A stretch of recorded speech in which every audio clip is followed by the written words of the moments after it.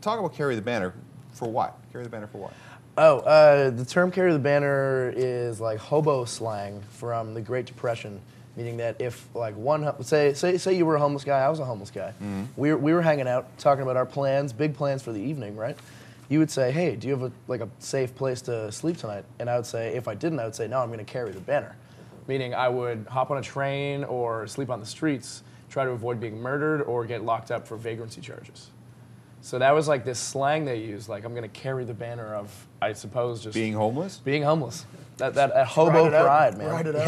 Yeah. And that's and the whole song basically, there's kind of an underlying theme of the whole album, but that song embodies it very well. Is that there are a lot of similarities from the times we live in now to the times the Great Depression era, and also with the people who were obviously suffering a lot during the Great Depression, traveling across the country trying to find work and everything, and it could have been very hopeless. It usually was. Same thing that punk rock bands do. I feel like punk rock bands are the only bands that go somewhere time and time again, even if no one shows up. So we pretty much live in our van 10 months out of the year and stay at basically random people's houses every night. Yeah.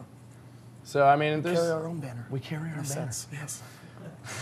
Lots of fellow travelers on here then. Yeah. Some guest appearances. Definitely. Mm-hmm. Yeah, we were lucky. It kind of snowballed into being a ridiculous amount, but yeah, it worked out great on our end. It worked out great. Yeah. We had Nuno from Wilhelm Scream appear on one of the songs, which was excellent. Yeah. He's got a very distinct, aggressive voice. Raspy. Which turned out really well. And Dillinger 4. Yeah, that was awesome. They did a show in Toronto. For North by Northeast last year, yeah. And that was where we were in the studio, and they had the next day off, so it worked out really well that they just came into the studio. We just showed them some songs, and they decided to sing them. They sang a couple lines. It was basically, we traded them a ride to the airport and for them to sing. And a oh, bottle of come Jameson. on, really? For them to sing on our song. See, that's punk rock. It was great, yeah, because, North by Northeast got them a hotel, and they were getting kicked out at noon, but they were flying home at 8. And the studio we were recording is in Woodbridge, which was 10 minutes from the airport. So it was a good trade. Come and sing on my record. I'll give you a ride to the airport. Give you a ride to the airport, no worries. And we'll get Patty really drunk because he hates flying. And he drank 3/4 of the bottle of Jameson in 20 minutes. He sang on one line of the song, and you should have seen this. Oh my God, it was disgusting. It was great. Yeah. It was something to aspire to, I think. Yeah, I think so. All right. And he got through security, and they excellent. Cancer Bats, were they on the record here someplace? Yep. Yeah. We were lucky enough to have them at home because they're always on tour. Right. And almost all the group vocals for the album is us and them, minus Scotty. Their Scotty. We got our Scotty there. And then Liam sings on a couple lines on his own too. Yeah. Oh, that's cool. And Permanent Bastards and Junior Battles also sang some gang vocals. Some of the Cavaliers come in and do some stuff. Yeah. It's great. So Fat Mike apparently came up to supervise one weekend, right? He did, yeah. He was just hungover the whole time though. He was. He has a lot of clubs he likes to go to out here, so I think that's why he really came. Well, he's good friends with Daryl from Bovine, so those guys were hanging out. But he came down and gave us some advice on some of the songs, and some of it we chose to take, and others. What kind of advice would he give? Shorten these songs a lot. He's a firm much. believer of keeping music as concise as possible. He likes the 2.5-minute punk songs. Yeah, he does like 2.5-minute punk songs. Before he came up, we had a few conversations with him about it, and we made our point clear that we were really into that for certain songs, and certain songs we wanted to try something branch else. out a little bit. And Yeah, and it worked out really well. I mean, it was definitely strange. What did you branch out on? Give me a song that you branched out on.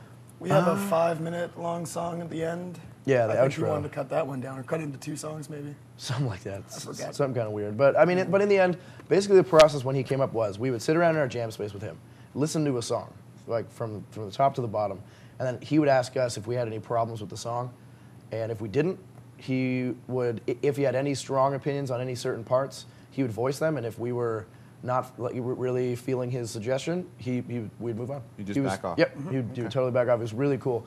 There was one song we went pretty deep into, which was actually the song Dillinger 4 sang on, the 3rd track called Bleed.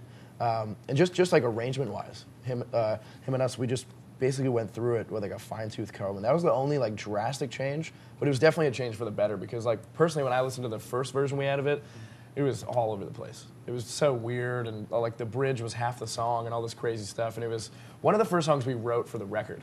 So I think once it was finished in our eyes, we're like, oh, cool. So we can keep writing. We can keep going. I think it's safe to say the guy knows how to write some pretty good melodies. Yeah, too, definitely, so. definitely. Yeah, We took some good advice from him. Yeah, a lot of his suggestions were just really, really subtle, like melody changes. Like we would go through a line, and he would say, "What if you went up on this note instead of down?" And that would be it for one song, maybe. See, that's why you need an outside pair of well, ears. exactly. Yeah, exactly. It's true. So Exactly. it was almost like, I mean, you have Steve Risen producing the record. Yeah. But it's almost like he had a It's our second third producer. record with him. Well, exactly. So he's been a part of this for so long. So right? he's practically a member of the band when it Pretty comes much. to Yeah. Yeah, be what we recorded do in the output, studio, right? Yeah. for sure.